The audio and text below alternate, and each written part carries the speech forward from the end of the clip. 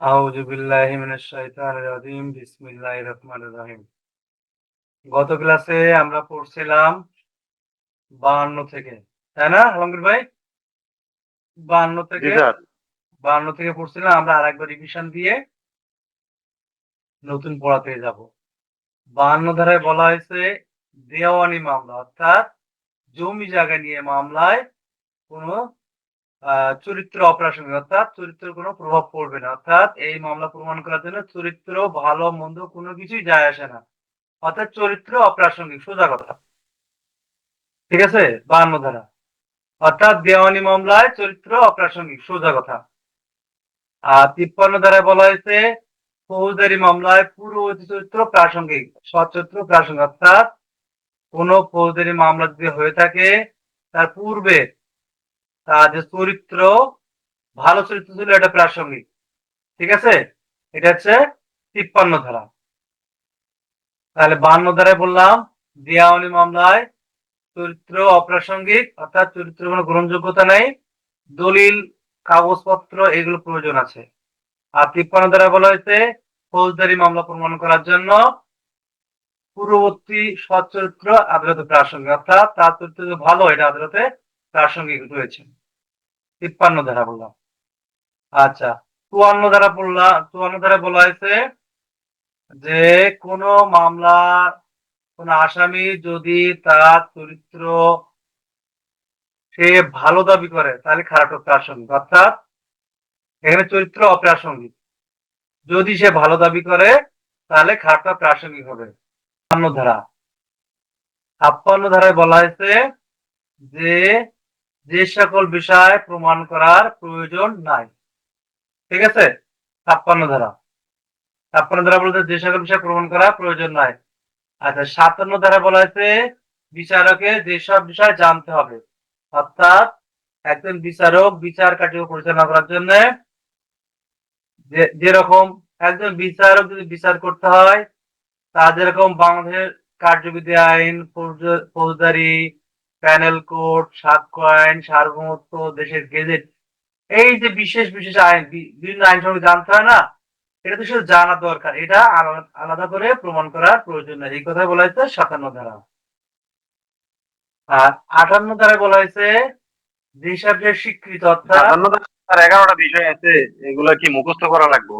না না, এগুলো আপনি জাস্ট সামথিং লিখে যেরকম মনে করেন বাংলাদেশ আইন, সার্বভৌমত্ব, সার্বভূখণ্ড, গেজেট, মানে এরকম 8টা 10টা 5টা 7টা যে কোনো আপনারা লিখে দিন, এটা মুখস্থ করা লাগবে না।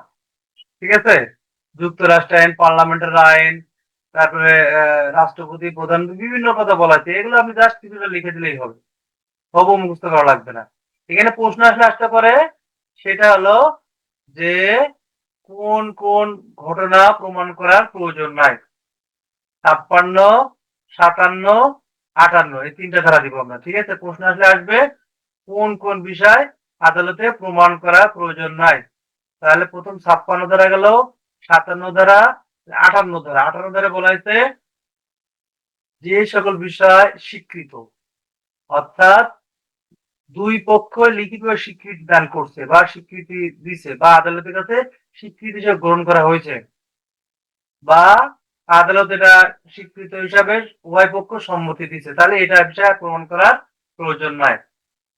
যদি প্রশ্ন আসে যে কোন বিষয়ে প্রমাণ করার প্রয়োজন নাই, তাহলে আমরা ধারা দিব 56, 57, 58। ঠিক আছে? আচ্ছা, 59 আছে মৌখিক সাক্ষ্য, অর্থাৎ এই যে মুখে আমরা কথা বলি, এই যে আমি এখন বলতেছি, আদালত উঠে আমরা বলি না কাঠগড়ায়, মহামান্য আদালত ঘটনার দেখছিলাম, আমার চোখে দেখছিলাম, এই যে আমরা বলতেছি, এই যে বলা, এটা হচ্ছে মৌখিক সাক্ষ্য। আমরা মুখ দিয়ে যেটা বলি। ঠিক আছে? আমরা বলি না যে আমি ওটা দেখছিলাম, আমার সামনে মার্ডার হয়েছিল, বা চোর চুরি করে নিয়ে গেছিল, আমি আমি দাঁড়াইছিলাম পাশে, বা আমার পায়ে দিয়ে নিয়ে গেছিল মালান, আমি দেখছিলাম। এটা হচ্ছে মৌখিক সাক্ষ্য। আর 60 ধারা হচ্ছে মৌখিক সাক্ষ্য অবশ্যই প্রত্যক্ষ হতে হবে। এইখানে যদি প্রশ্ন আসতে পারে, একটা পেজ লাগাই দিতে পারে, সেটা হচ্ছে শ্রুত সাক্ষ্য কাকে বলে। ঠিক আছে? এই শ্রুত সাক্ষ্যটাই আছে মৌখিক সাক্ষ্য। যদি মৌখিক সাক্ষ্য কাকে বলে তাহলে আমরা ধারা দেব 59 এবং 60 ধারা। ক্লিয়ার? আমরা ধারা দেব 3, 59, 60 মনে হয়। 59, 60। আর যদি সাক্ষ্য আসে তাহলে 3 দিব। যদি সাক্ষ্য কাকে বলে 3 দিব। আর সাথে সাথে 3, 59, 60 ও দেওয়া যাবে। ঠিক আছে? আচ্ছা, তাহলে আমরা প্রশ্ন কিন্তু একটা পড়ে ফেললাম আগে, যে চরিত্রের প্রাসঙ্গিকতা আলোচনা করুন। 52, 53, 54, 55 এটা দিলে দিতে পারেন। 52, 53, 54 এই তিনটা দিলে দেওয়াই ভালো, বেটার আর কি। আচ্ছা, একটা প্রশ্ন, আমরা কিন্তু ধারার সাথে প্রশ্নগুলো পড়ে ফেলছি। আপনারা সবাই বইতে মার্ক করে রাখবেন, দরকার হলে লিখে রাখবেন ছোট ছোট করে। যদি এই প্রশ্ন ধারা আমরা পড়ে ফেলাই, পরবর্তীতে আমাদের কিন্তু আর গাইড করা লাগবে না। ঠিক আছে? কারণ আপনি তো জানেন এই ধারা কি প্রশ্ন হতে পারে। আর এটা যখন আমি জানবো তখন তো আমার আলাদা করে আর গাইড করার টেনশন নাই। ইস রে, পরীক্ষার সময় প্রশ্ন পড়লাম না, পরীক্ষা লিখতে পারে না, এটা আমাদের হবে না ইনশাআল্লাহ। এর জন্য আমরা লেখাও প্র্যাকটিস করব। আচ্ছা, তাহলে আমরা পড়লাম চরিত্রের প্রাসঙ্গিকতা 52, 53, 54। আচ্ছা, কোন ঘটনা আদালত প্রমাণ করার প্রয়োজন নাই? এই প্রশ্ন আসলে 56, 57, 58। এটা একটা প্রশ্ন। মৌখিক সাক্ষ্য কাকে বলে? এটা হচ্ছে 3, 59, 60। মৌখিক সাক্ষ্য কাকে বলে? তাহলে আমরা 59 আর 60 ধারা দিব, সাথে 3 ও দিয়ে দেবো, সমস্যা নেই। আচ্ছা, এখন প্রশ্ন আসতে পারে, যেহেতু আমরা আগের দিন ডিটেলস আলোচনা করছি, আমরা নতুনে যাব, একটু টান দিয়ে হালকা পাতলা করে। আচ্ছা, যদি সাক্ষ্য কাকে বলে 3 দিব, 59, 60 মৌখিক সাক্ষ্য। আচ্ছা, 61 আছে দালিলিক সাক্ষ্য, অর্থাৎ দলিল দ্বারা, অর্থাৎ কোন বিষয় প্রমাণ করার জন্য যে হবু দলিল যে উপস্থাপন করা হয় আদালতে, যে দলিল দ্বারা যেটা প্রমাণ করা হয় এটাতে দালিলিক সাক্ষ্য। অর্থাৎ দলিল দ্বারা প্রমাণ করা হয় সাক্ষ্যটাকে বলা হয় দালিলিক সাক্ষ্য। ঠিক আছে?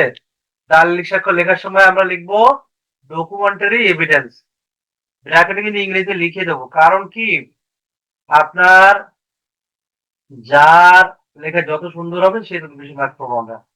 এই জন্য দেখবেন সবাই ধারা দেবে 59, 60, কিন্তু কেউ পাবে 5, কেউ পাবে 3, কেউ পাবে 2। কারণ কি, লেখার কাছে সৌন্দর্য। মৌখিক সাক্ষ্য লিখলে অবশ্যই লিখবেন ওরাল এভিডেন্স। আর 61 ধারায় যে দালিলিক সাক্ষ্য লেখেন তাহলে লিখবেন ডকুমেন্টারি এভিডেন্স।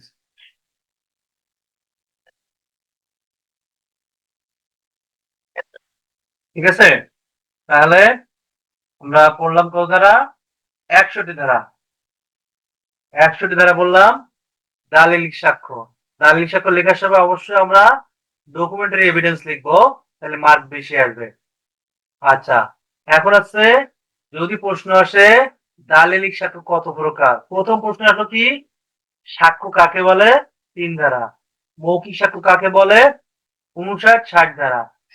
আমরা 59 তো বুঝছি, মুখে যে সাক্ষ্য দেয় আর দেখে শুনে সামনে দেখে যে সাক্ষ্য দেয় সেটা হচ্ছে মৌখিক সাক্ষ্য 59, 60। আর 61 আছে দালিলিক সাক্ষ্য, অর্থাৎ দলিল উপস্থাপন করে যে সাক্ষ্যটা দেয়া হয় তাকে দালিলিক সাক্ষ্য বলে। ঠিক আছে? Documentary evidence. এখানে প্রশ্ন আসতে পারে দালিলিক সাক্ষ্য কত প্রকার? দালিলিক সাক্ষ্য 2 প্রকার, প্রাথমিক সাক্ষ্য আর মাধ্যমিক সাক্ষ্য। প্রাথমিক সাক্ষ্য হচ্ছে 62 ধারা, অর্থাৎ মূল দলিলের কপি যেটা উপস্থাপন করা হয় এটা আর কি মূল দলিল। আর 63 আছে মাধ্যমিক সাক্ষ্য, অর্থাৎ ফটোকপি। আমরা বলি না যে এই দলিলটা ফটোকপি করে নিয়ে আসো, বা বলি না এক সেট ফটোকপি লাগবে আমার, এই যে এক সেট ফটোকপি, ফটোকপি দ্বারা যেটা প্রমাণ করা হয় এইটাই হচ্ছে মাধ্যমিক সাক্ষ্য। অর্থাৎ মূল দলিলের নকল কপি জাবেদা, এমসিকিউ আসতে পারে যে নকল কপি জাবেদা এগুলো কোন ধরনের সাক্ষ্য? এটা হচ্ছে মাধ্যমিক সাক্ষ্য। আর একভাবে বলা যায় এটা হচ্ছে গৌণ সাক্ষ্য। ঠিক আছে? তাহলে এখানে পেজ দিতে পারে কোথায় কোথায়, দ্রুত সাক্ষ্য কাকে বলে 60 ধারা, 59, 60। আর মাধ্যমিক সাক্ষ্য গৌণ সাক্ষ্য, এটা গেল 63 ধারা। আচ্ছা, এখন আমরা নতুন পড়ার দিকে যাব। ঠিক আছে? 64 ধারা। 64 ধারায় বলা হয়েছে এই ধারা ব্যতীত মানে 64 ধারা ব্যতীত 64 ধারায় বলা হয়েছে 65 ধারায় অনলি 65 ধারায় মাধ্যমিক সাক্ষ্য দেওয়া যাবে। এছাড়া সকল ক্ষেত্রে মূল দলিল দ্বারা প্রমাণ করতে হবে। অর্থাৎ 65 ধারায় শুধুমাত্র মাধ্যমিক সাক্ষ্য দিয়ে সাক্ষ্য দেওয়া যাবে। ঠিক আছে? 65 ধারায় মাধ্যমিক সাক্ষ্য দিয়ে সাক্ষ্য দেওয়া যাবে। অর্থাৎ আমরা 64 বললাম কি মূল দলিল দ্বারা সাক্ষ্য দিতে হবে, আর 65 হচ্ছে মাধ্যমিক সাক্ষ্য দিয়ে সাক্ষ্য দেওয়া যাবে। কিন্তু কিছু ক্ষেত্র আছে, কয়টা ক্ষেত্র? 7টা ক্ষেত্র আছে। কোন কোন ক্ষেত্রে? হ্যাঁ, যদি এমসিকিউ আসে মাধ্যমিক সাক্ষ্য কোন কয়টা ক্ষেত্রে দেওয়া যায়? 7টা ক্ষেত্রে। পারবো না আমরা ইনশাআল্লাহ?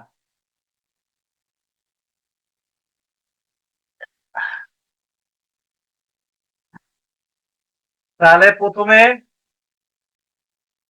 আসলো মাধ্যমিক সাক্ষ্য। মাধ্যমিক সাক্ষ্য তাহলে 64 বললাম মূল দলিল দিয়ে সাক্ষ্য দিতে হবে, 65 হচ্ছে মাধ্যমিক সাক্ষ্য দিয়ে সাক্ষ্য দিয়ে দেবে। 7টা ক্ষেত্রে এমসিকিউ আসতে পারে কয়টা ক্ষেত্রে মাধ্যমিক সাক্ষ্য দেওয়া যায়? আমরা লিখবো 7টি ক্ষেত্রে মাধ্যমিক সাক্ষ্য দেওয়া যায়।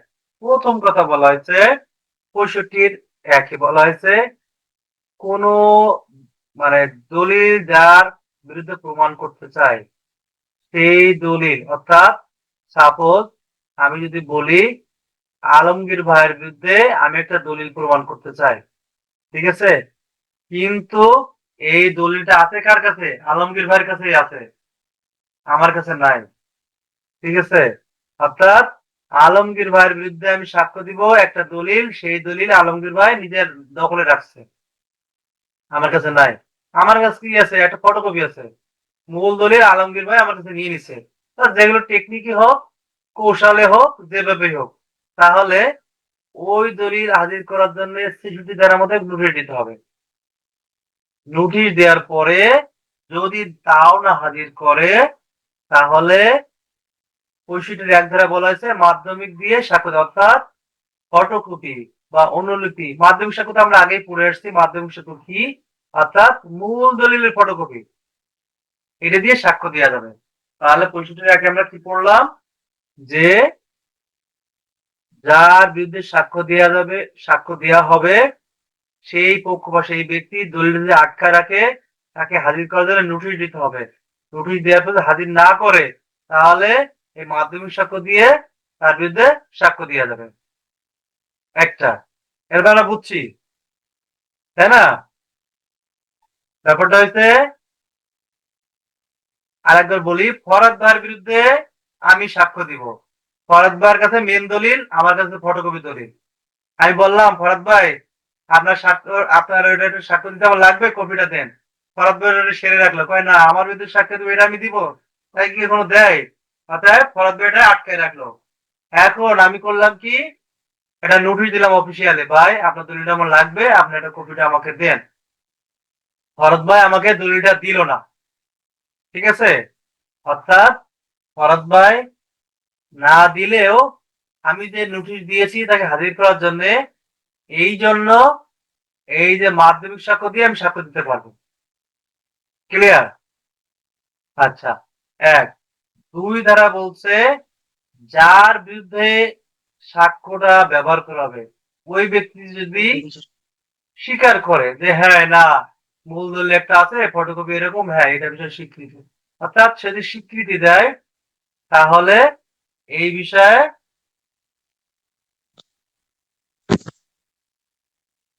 তাহলে এই বিষয়ে সাক্ষ্য দেওয়া যাবে। অর্থাৎ যদি অন্য ব্যক্তি এটা স্বীকার করে, যার বিরুদ্ধে সাক্ষ্য সে যদি স্বীকার করে তাহলে এটা বিষয়ে সাক্ষ্য দেওয়া যাবে।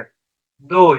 আর তিন বলা হয়েছে দলিল যদি হারায় যায়, অনেক সময় হয় না মেইন দলিল হারায় গেছে, আদালত যদি বলে মহামান্য আদালত আমার তো মেইন দলিল হারায় গেছে, এই ফটোকপি ছাড়া আমাদের অবশিষ্ট কিচ্ছু নাই, তখন এইটা দিয়েও আদালত যদি অনুমতি দেয় তাহলে এটা দিয়েও সাক্ষ্য দেওয়া যাবে। অর্থাৎ মাধ্যমিক সাক্ষ্য, অর্থাৎ ফটোকপি দিয়েও মূল দলিল পরিবর্তে সাক্ষ্য দেওয়া যাবে।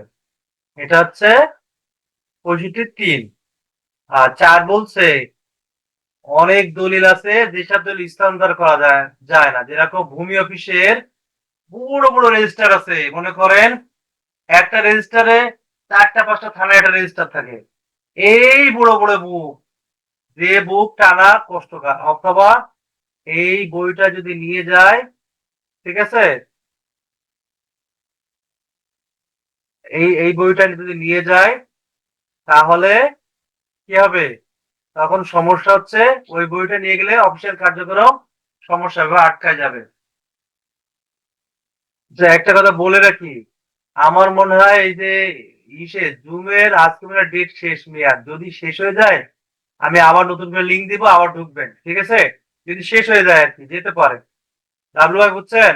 আলমগীর ভাই, নাসের সবাই জি বুঝছেন? স্যার।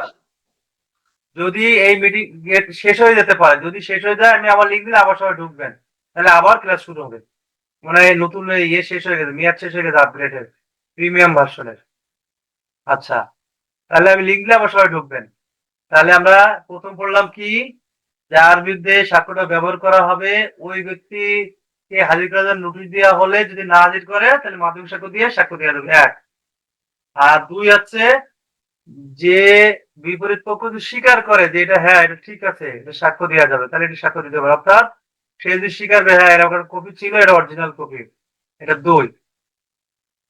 আর 3 নাম্বার বলা হয়েছে, যদি মূল দলিলটা হারায় যায় তাহলে সেক্ষেত্রে মাধ্যমিক সাক্ষ্য অর্থাৎ ফটোকপিতে সাক্ষ্য দেওয়া যায়। মাধ্যমিক মানে কি আমরা কিন্তু পড়ছি, ফটোকপি, নকল, জাবেদা, সব কিন্তু একটাই জিনিস, মাধ্যমিক সাক্ষ্য, ঠিক আছে?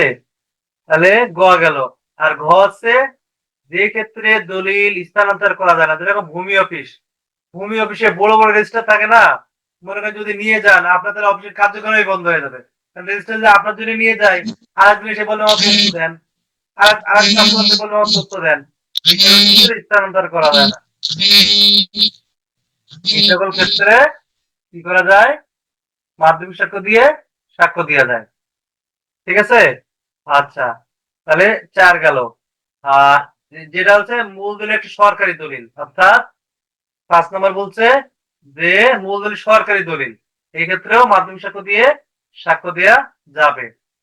আর 6 বলছে, যে ক্ষেত্রে মাধ্যমিক সাক্ষ্য দিয়ে সাক্ষ্য দেওয়ার অপশন আছে, অর্থাৎ অনুমতি আছে, সেক্ষেত্রে মাধ্যমিক সাক্ষ্য দিয়ে সাক্ষ্য দেওয়া যাবে, ঠিক আছে? 6। আর 7 বলছে যে যে দলিল মানে এটাকে কি বলে, বহু সংখ্যক দলিল, অনেক দলিল একসাথে একটা দলিল, মনে করেন 500 জনের মিলে একটা দলিল করছে, কি ল্যান্ড কিনছে আমরা কয়জনে, 500 জন মিলে, আর সবাই তো দাবিদার, তাই না? এখন একজনকে এই দলিল নিয়ে আটকে রাখলে হবে? হবে না তো। কারণ সবাই চায় তার ফ্ল্যাটের মালিক, জমি অংশীদার সবকিছু তার দরকার, সবাই চায় আমার দলিল দিয়েন, একে আমার দলিল দিন। সেক্ষেত্রে ওই যে দলিলে ফটোকপি দিয়ে সাক্ষ্য দেওয়া যায়, অর্থাৎ যে দলিল মানে স্থানান্তর করা যায় না, হাজির করা যায় না, বা পরীক্ষা করা কঠিন, অনেক বড় একটা দলিল যেটা হাজির করা সম্ভব না, এটা হচ্ছে 65 ধারা। তাহলে আমরা বললাম 65 ধারা। 63 ধারা বলা হয়েছে যে এই যে 65 ধারা একে বলছিল নোটিশ দেওয়া হয়েছে, নোটিশ দিয়ে যদি হাজির না করে তাহলে ওই মাধ্যমিক সাক্ষ্য দিয়ে সাক্ষ্য দিয়ে যাবে, সেই কথা বলা হয়েছে। কিন্তু এখানে একটা কথা আছে, যে কথা সেটা হচ্ছে যে আপনার কিছু কিছু ক্ষেত্রে নোটিশ দেওয়া লাগবে না, এক্সেপশনাল। একটা প্রশ্ন আসতে পারে, সেটা হচ্ছে কোন কোন ক্ষেত্রে নোটিশ রহিত করা আছে, প্রশ্নটা লিখে রাখেন সবাই, ঠিক আছে? প্রশ্ন হলো কোন কোন ক্ষেত্রে নোটিশকে রহিত করা হয়েছে, অর্থাৎ নোটিশ দেয়া লাগবে না। প্রথম কথা বলছে এই যে যে দলিল প্রমাণ করতে হবে এটাই একটা নোটিশ, যেটা প্রমাণ করতে হবে এটাই নোটিশ, এটাতে নোটিশ দেওয়া লাগবে না। আর দ্বিতীয় হচ্ছে বিরুদ্ধ পক্ষ অর্থাৎ বিবাদী ওই দলিলটা হাজির করতে হবে, সে জানে, এক্ষেত্রে নোটিশ লাগবে না। আরেকটা কথা বলছে, যে বিরুদ্ধ পক্ষ স্বীকার করে যে এই সাক্ষ্য এটা সঠিক আছে, ঠিক আছে, মূল দলিলের সাথে মিল আছে, সেক্ষেত্রে নোটিশ দেওয়া লাগবে না। আর মূল দলিল যদি বিরুদ্ধ পক্ষ নিয়ে এসে হাজির করে আদালতে, অর্থাৎ হ্যাঁ লালু ভাই কিছু বলবেন?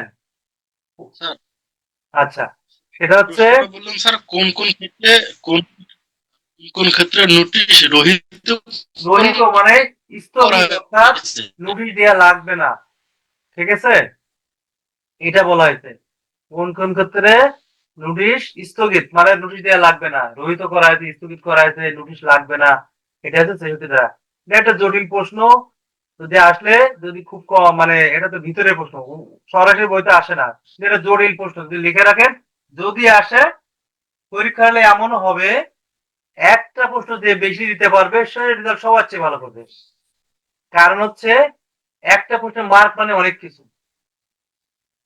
ঠিক আছে, তাহলে আমরা পড়লাম 65, 64 দ্বারা বলতে 64 দ্বারা ব্যতীত 65 দ্বারায় মাধ্যমিক সাক্ষরদের সাক্ষ্য দেওয়া যাবে। 63 দ্বারা বলেছে হাজির করার জন্য নোটিশ দিতে হবে। নোটিশ দিলে যদি না হাজির করে তাহলে মাধ্যমিক সাক্ষ্য দিয়ে সাক্ষ্য দেওয়া যাবে, প্রথম কথা।